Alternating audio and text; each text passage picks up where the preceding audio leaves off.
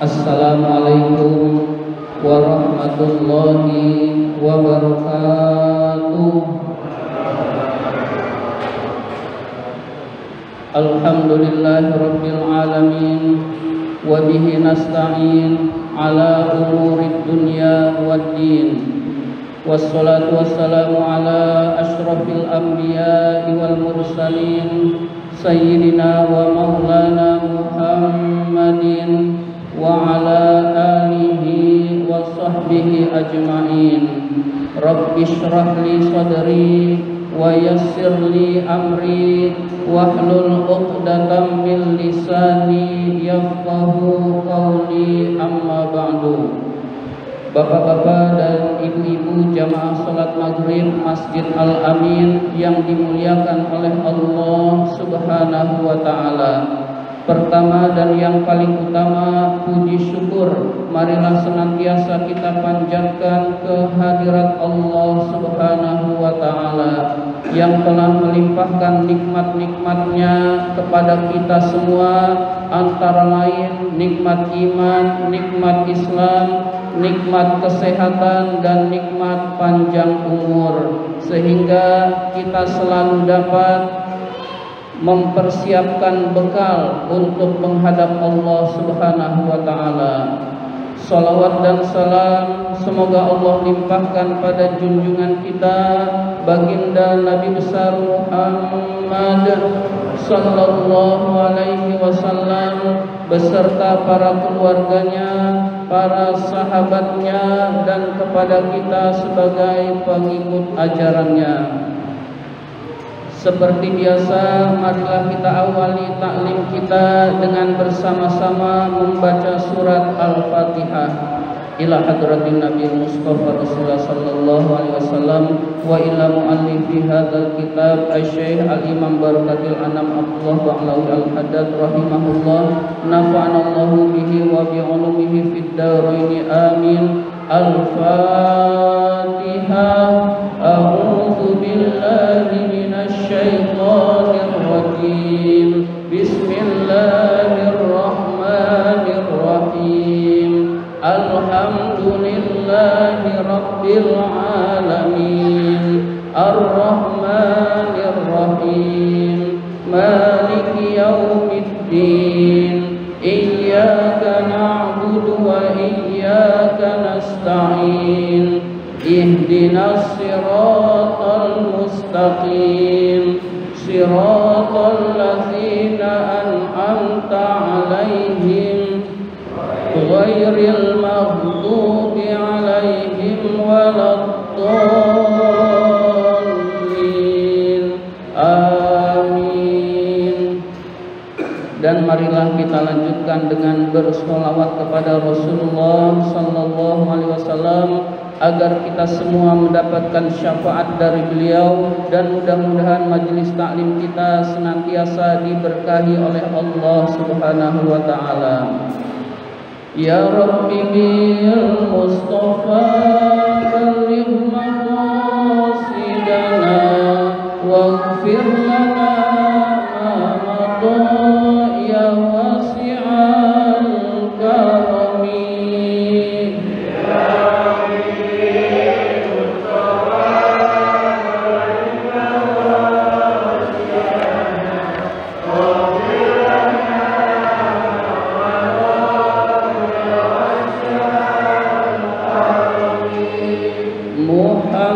Muhammadun sayyidul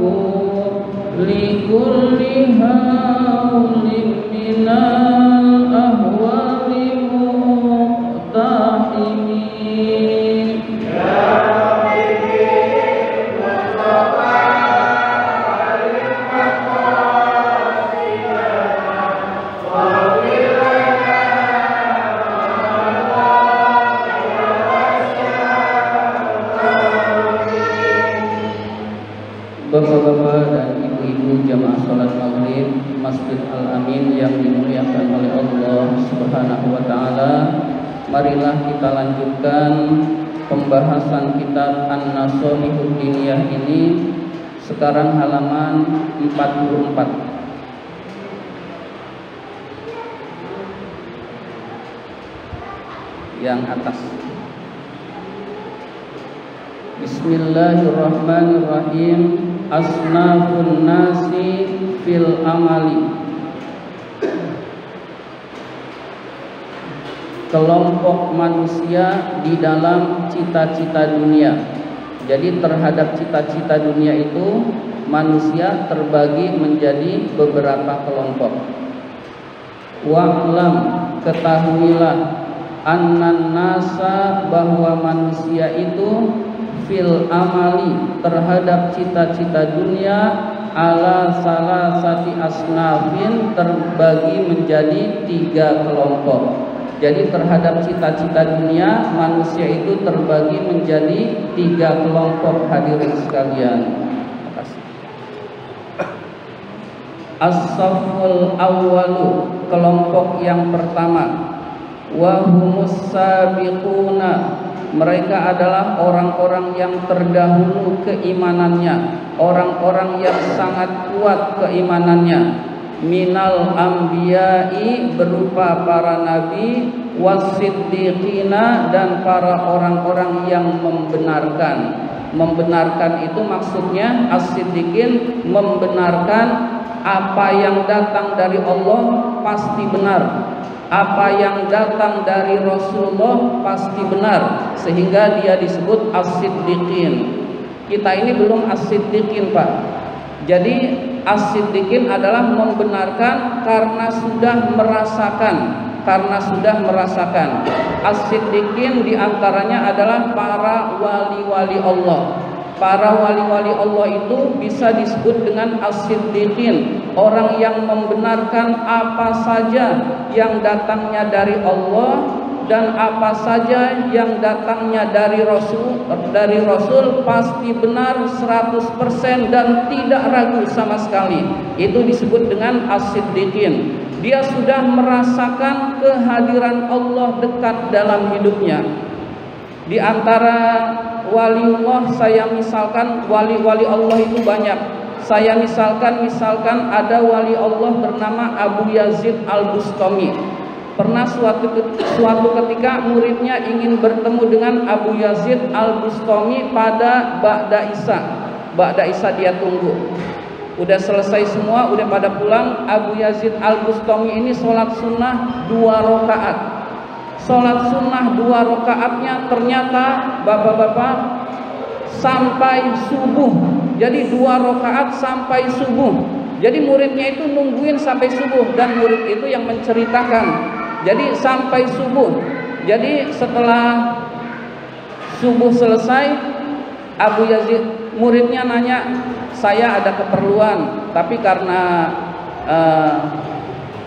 Abu Yazid Al-Bustami ini sholat sampai subuh, akhirnya muridnya bertanya tentang mengapa bisa sholat sampai subuh. Jadi Abu Yazid Al-Bustami menjelaskan, ada orang-orang tertentu yang kalau sholat itu sudah melihat Allah. Dan kalau sudah melihat Allah, dia merasa nikmat melihat Allah. Saking nikmatnya melihat Allah sampai tidak mau dengan urusan-urusan yang lain. Nah, beda dengan kita, bapak-bapak sekalian. Kita ini sholatnya cepat, asal jadi, karena belum merasakan nikmatnya sholat. Nah, wali-wali Allah itu sudah melihat Allah. Karena sudah melihat Allah itu kenikmatan yang sangat besar. Bahkan di surga nanti kenikmatan terbesar adalah melihat Allah. Dan wali Allah, para rasul, para nabi sudah merasakannya, hadirin sekalian. Jadi imannya nggak bakalan goyah, karena sudah begitu merasakan nikmatnya kehadiran Allah dekat dalam hidupnya, hadirin sekalian. Dia sholat 2 rakaat, lalu dia sholat karena begitu nikmat 1 rakaatnya sampai menjelang subuh. Karena sudah tahu sebentar lagi menjelang subuh, dia percepat 1 rakaatnya itu sebentar sehingga 2 rakaat itu pas hampir subuh, hadirin sekalian. Jadi itulah yang disebut dengan makom ihsan. Rasul menjelaskan tentang ihsan ini, anta budallaha ka'annaka tarahu fa illam takun tarahu fa innahu yaraka. Hendaklah engkau beribadah seakan-akan engkau melihat Allah. Nah, ini dialami oleh para wali, para rasul, para orang-orang yang dekat dengan Allah. Kita itu insya Allah belum, bapak-bapak sekalian. Kita ini belum, masih jauh. Nah, kalau nggak bisa, Rasul nggak tahu, kita nggak bisa. Fa illam takun tarahu fa innahu yaraka. Kalau kamu nggak bisa melihat Allah pada saat sholat, pada saat ibadah, yakinlah Allah melihatmu. Nah, ini taraf kita yang harus kita capai. Yakinlah setiap saat itu senantiasa diawasi oleh Allah Subhanahu wa ta'ala. Karena wali Allah itu begitu dekat dengan Allah, begitu merasakan Allah, begitu merasakan kehadiran Allah dekat dalam hidupnya, dan dia bahagia dengan kehadiran Allah itu. Jadi jangan heran ada orang yang sholatnya khusyuk, kemudian ibadahnya lama. Kita mungkin berpikirnya begini, itu orang nggak ada hiburannya apa ya? Sholat mulu kok bisa betah. Nah, hiburannya itu di dalam sholat. Kita merasa aneh orang yang baca Qur'annya lama, merasa sholatnya lama. Nah, para wali-wali Allah itu merasa aneh dengan kita, hadirin sekalian. Aneh kok, kotak kecil dipegang betah sampai berjam-jam cuman ngelihat itu juga. Misalkan game, itu juga dilihat sampai berjam-jam dia betah. Itu orang-orang soleh heran, kok itu sampai bikin nggak bosen, sampai lupa hal-hal penting. Itu sekedar gambaran, hadirin sekalian. Begitu juga televisi, orang-orang soleh terdahulu itu heran melihat tingkah laku kita. Dengan di televisi bisa berjam-jam kok kuat. Nah, kita heran melihat mereka itu sudah diberi kenikmatan oleh Allah lewat ibadah. Mereka yang beruntung, kita yang rugi, hadirin sekalian. Maka kalau nggak bisa seperti mereka, minimal kita belajar sedikit demi sedikit biar menjadi makom as-siddiqin. As-siddiqin itu berat. Para wali-wali Allah itu as-siddiqin. Ada 3 amalan para wali yang tidak lepas, yang tidak pernah lepas. Kalau mau coba boleh. Kalau mau coba boleh, hadirin sekalian. Ya, nyoba aja nggak masalah meskipun bukan wali. Amalan para wali yang pertama adalah kasratul ibadah. Memperbanyak ibadah. Ibadahnya banyak, hadirin sekalian. Ibadahnya banyak itu sholatnya bisa semalam suntuk, kita belum bisa. Puasanya ada yang rajin puasa. Wali itu juga amalannya bisa berbeda-beda. Ada yang semangatnya baca Quran, kalau baca Quran bisa 8 kali hatam. 8 kali hatam dalam sehari, bukan sebulan, sehari. Kalau kita mempraktekkan, bapak-bapak sekalian, ternyata meskipun kita sehari semalam baca Quran, sengebut apapun nggak bisa 8 kali. Jadi kita baca sengebut apapun, bacaan kita hadir. Hadir itu bacaan tercepat dalam bacaan Al-Quran. Itu hatam Quran 8 kali tetap nggak mungkin bisa.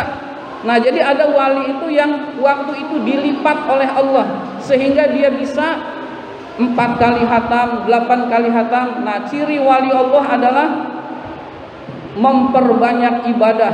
Ibadahnya luar biasa.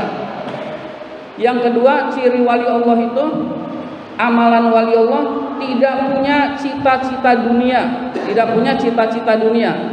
Nah, kita semua ini punya pengen rumahnya bagus, itu cita-cita dunia. Pengen duitnya banyak, pengen punya kendaraan yang mewah, ya pengen uangnya banyak, hadirin sekalian, itu adalah cita-cita dunia.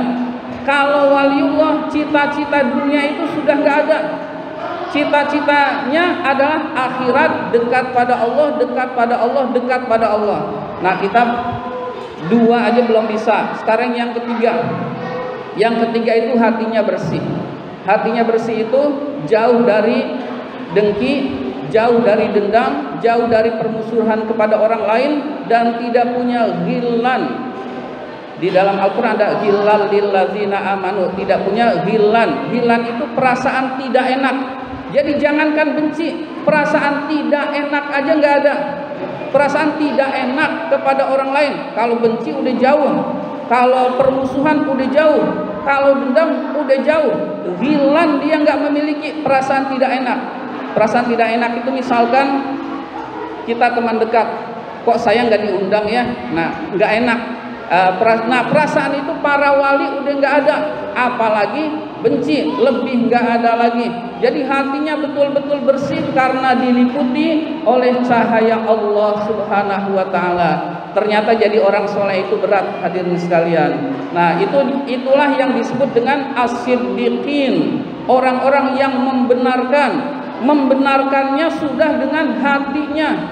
Kita percaya Rasul bersabda gini, kita percaya benar, tapi kita nggak disebut as-siddiqin karena percaya kita baru di lisan, belum bisa dengan hati yang sesungguhnya, sehingga kita tidak disebut as-siddiqin. Kita ini mukmin, beriman, percaya apa yang dari Rasul pasti benar, apa yang dari Allah pasti benar. Nah, itu kita beriman kepada Allah, tapi as-siddiqin masih jauh hadirin sekalian. Nah, ini kelompok pertama, para nabi, para as-siddiqin, para orang-orang soleh. Insya Allah as-siddiqin itu para sahabat itu memiliki, para sahabat Rasul sebagian besar memiliki. Lalu para wali-wali Allah, mereka itu la amala lahum, tidak punya cita-cita dunia aslan sama sekali. Jadi nggak punya cita-cita dunia, pengen rumahnya bagus itu nggak ada kepikiran, udah nggak kepikiran. Pengen uangnya banyak itu udah nggak kepikiran. Kita masih kepikiran meskipun untuk akhirat. Saya pengen uangnya banyak buat akhirat, buat infak, buat bersedekah. Nah, itu bagus tingkatan kita. Saya ingin rumahnya besar. Kalau rumahnya besar, bisa nyantunin anak yatim di rumah, bisa sholat lebih khusyuk di rumah, sholat sunnah bisa diperbanyak di rumah. Nah, itu niat-niat seperti itu niat-niat yang bagus. Tapi para waliullah as-siddiqin, niat dunia itu udah nggak ada.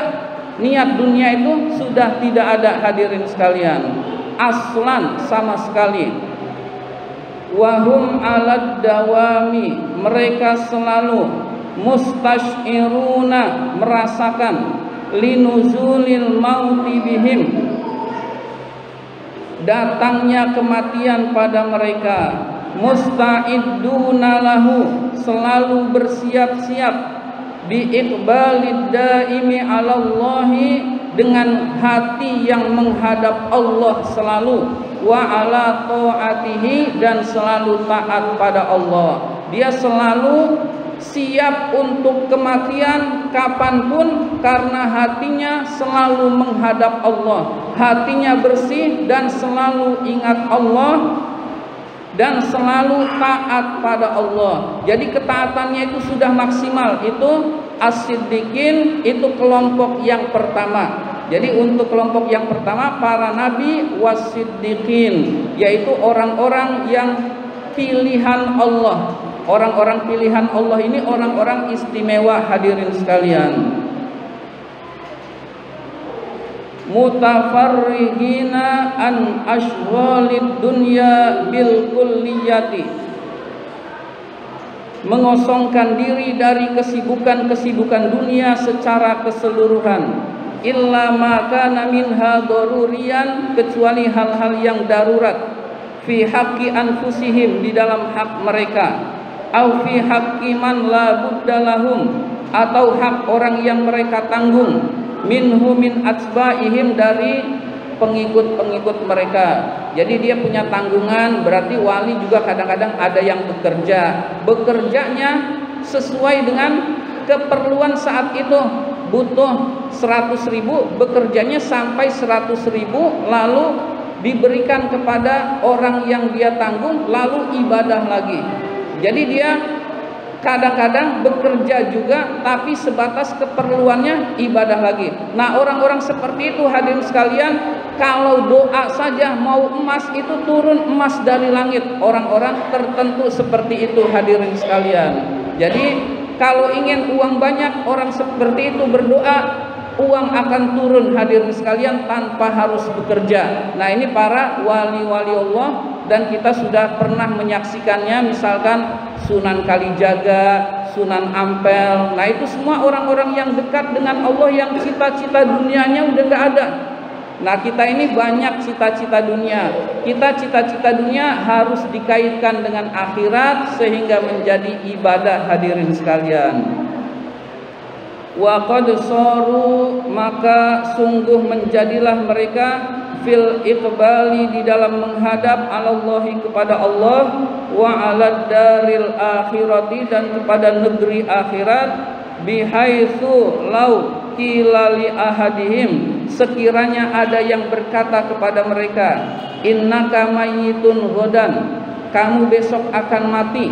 Jadi misalkan ada orang berkata kepada mereka, kamu besok akan mati.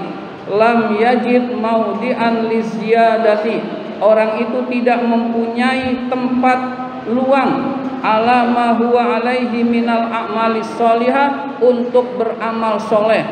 Sehari-harinya sudah penuh dengan amal soleh yang tidak bisa ditambah lagi.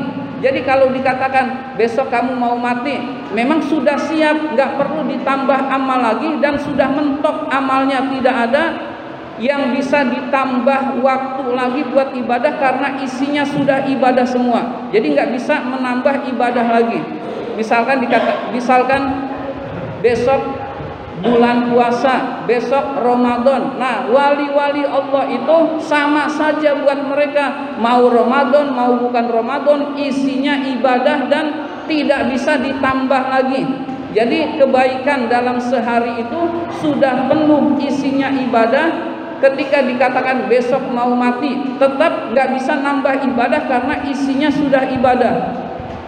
Kalau besok Ramadan, tetap dia sudah tidak menambah ibadah karena sehari-harinya sudah penuh dengan ibadah hadirin sekalian. Nah, itu wali-wali Allah itu seperti itu hadirin sekalian. Jadi nggak perlu mempersiapkan untuk kematian jika diketahui kematian itu datang, karena dia sudah siap setiap saat. Beda dengan kita, kalau kita ada yang ngasih tahu besok meninggal, malamnya kita taubat dulu, sholat dulu, sehingga menghadap Allah dengan ibadah. Nah, kalau wali Allah isinya sudah ibadah dan tidak ada waktu, sehingga dia tidak bisa menambah ibadah lagi hadirin sekalian, karena isinya sudah ibadah. Lintihaihi fihi ila ghayatil quswa, sudah mencapai kepada penghabisan yang jauh, allati laisa wara'aha ghayatun, yang tidak ada ujungnya lagi. Jadi dia ibadahnya sudah final, sudah mentok, sudah penuh dengan ibadah yang hari itu tidak bisa ditambah ibadah lagi karena memang sehari-harinya sudah beribadah kepada Allah Subhanahu wa taala. Nah, itulah amalan para wali-wali Allah, itulah golongan pertama hadirin sekalian. Wa kadzalika la yajidu syai'an yatrukuhu li'annahu qad taraka kulla syai'in. Begitu juga dia tidak perlu meninggalkan segala sesuatu yang perlu ditinggalkan, yaitu kemaksiatan, karena kemaksiatan itu sudah dia tinggalkan.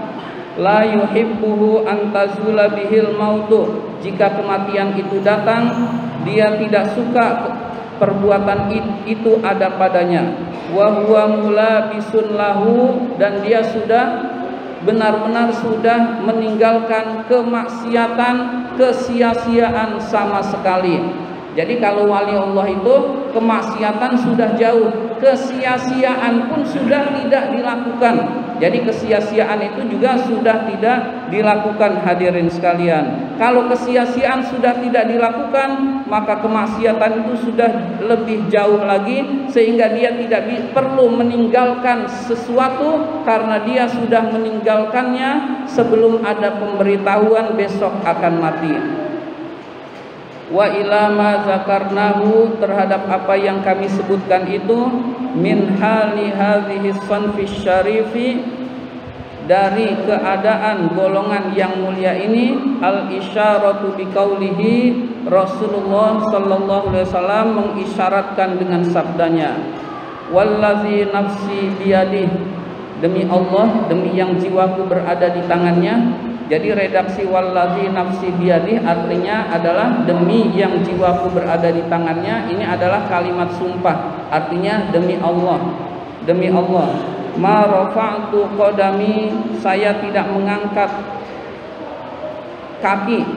Fadhanantu anni adau hatta uqbida, saya tidak menyangka bahwa saya bisa menginjakkan kakinya lagi. Jadi saking dekatnya dengan kematian, saking merasa dia selalu berada dekat dengan kematian, sehingga kalau dia mengangkat kaki, dia menyangka bahwa bisa saja kematian itu datang sebelum menurunkan kaki. Jadi dia angkat kaki, mau pergi, mau berjalan, tiap mengangkat kaki dia menyangka belum tentu bisa menurunkan kaki kembali, bisa jadi kematian itu datang sebelum menurunkan kaki.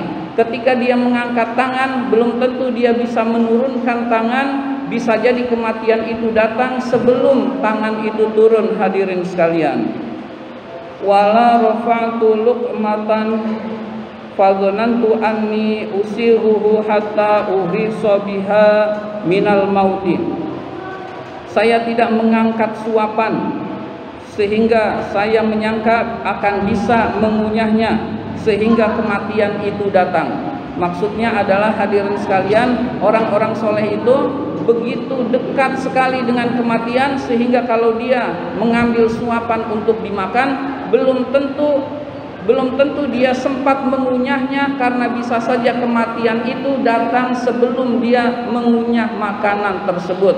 Jadi setiap detik ingat mati, setiap detik ingat mati, setiap detik ingat mati. Itulah orang-orang soleh, yaitu para nabi dan as-siddiqin, para orang-orang yang membenarkan, para orang-orang yang benar di jalan yang lurus. Nah, jadi ingat matinya setiap desahan nafas, ingat matinya setiap detak jantung, ingat matinya setiap detik, dia selalu ingat kematian. Hadirin sekalian, al-hadis, wa kana alaihi salam, Nabi alaihi salam suatu saat, rubbama yatayammamu, kadang-kadang Rasul bertayamum, wal ma'u minhu qaribun, padahal air itu dekat darinya. Fayuqalu lahu dzalika, dikatakan kepada Rasul hal itu. Fayaqulu, Rasul bersabda, la adri, saya tidak tahu, la alni, barangkali, la abluhu, saya tidak mencapainya. Jadi Rasul itu ketika sakit, air dekat, lalu dia memilih tayamum. Dia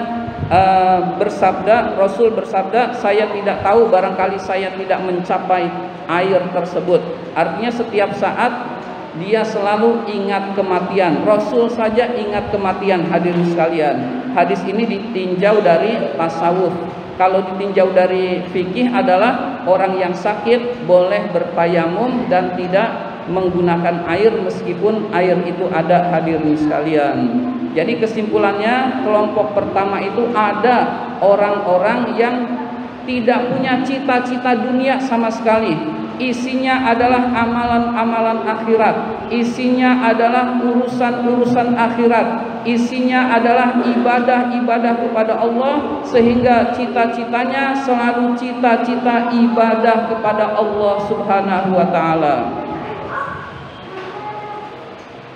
As-saffusani, as-sinfusani, kelompok yang kedua, wahumul muqtasiduna, mereka adalah orang-orang yang bersungguh-sungguh taat pada Allah, minal akhyar, orang-orang baik, wal abror, orang-orang yang berbakti, orang-orang yang baik kepada orang-orang yang taat kepada Allah.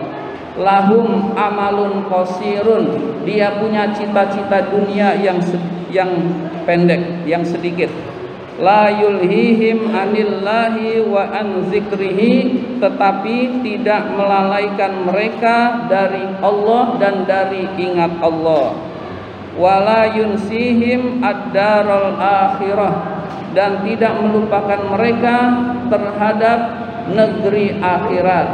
Nah, ini usahakan kita ini yang kedua ini. Yang kedua, kita punya cita-cita dunia. Cita-cita dunia kita tidak menghalangi ibadah kepada Allah Subhanahu wa taala.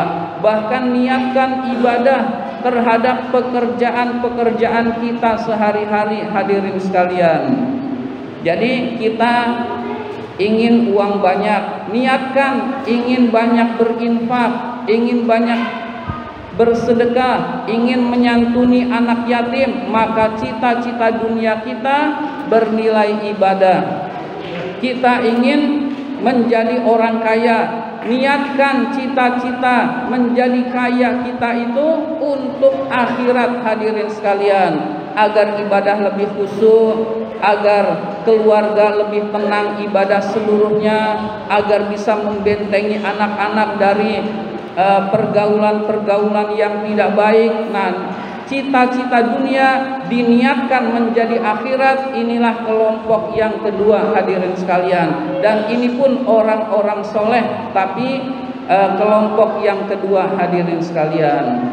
Ini saja yang dapat saya sampaikan. Terima kasih atas perhatian. Mohon maaf apabila ada kata-kata yang kurang berkenan. Wabillahi taufiq wal hidayah. Wassalamualaikum warahmatullahi wabarakatuh.